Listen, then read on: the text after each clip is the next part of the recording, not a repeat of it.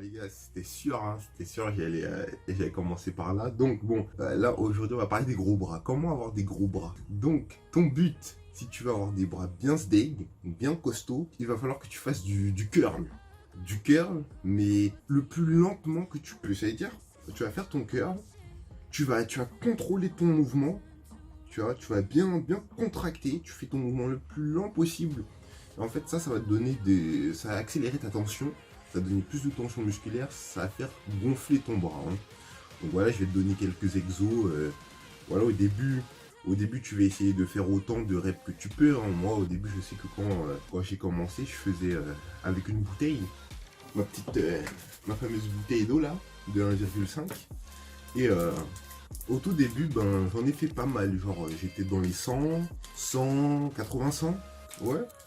Et puis voilà, hein, si tu veux avoir des gros bras, il faut faire du curl. Un curl marteau, comme je fais, ça te fait travailler l'intérieur du bras, ce qui te permet de faire grossir ton bras un peu. Après, bon, par la suite, je vais te donner des conseils pour le triceps, tout ça, pour encore plus augmenter ton bras, parce qu'il faut pas juste, je sais pas, aller faire du développé ou quoi. Il faut que tu fasses du bon cœur, mais bien comme il faut.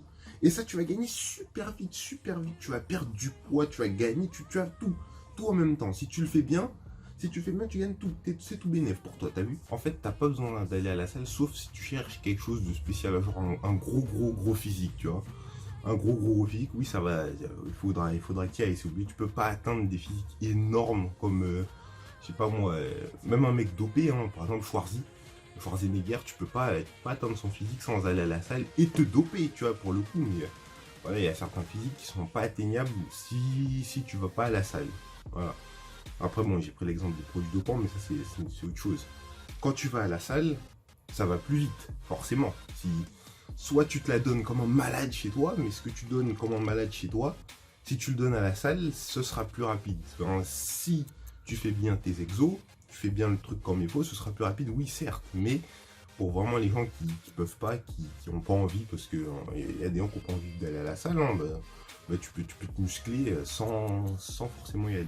Tu peux avoir des gros bras acceptables sans forcément y aller. Voilà. Donc, je le fais avec une bouteille pour montrer aux débutants, pour les gens qui veulent des gros bras, vraiment mais qui commencent, tu vois, genre, ou bien les gens qui peuvent pas aller à la salle. J'ai pris ma petite bouteille là, je l'ai fait pour ça, quoi.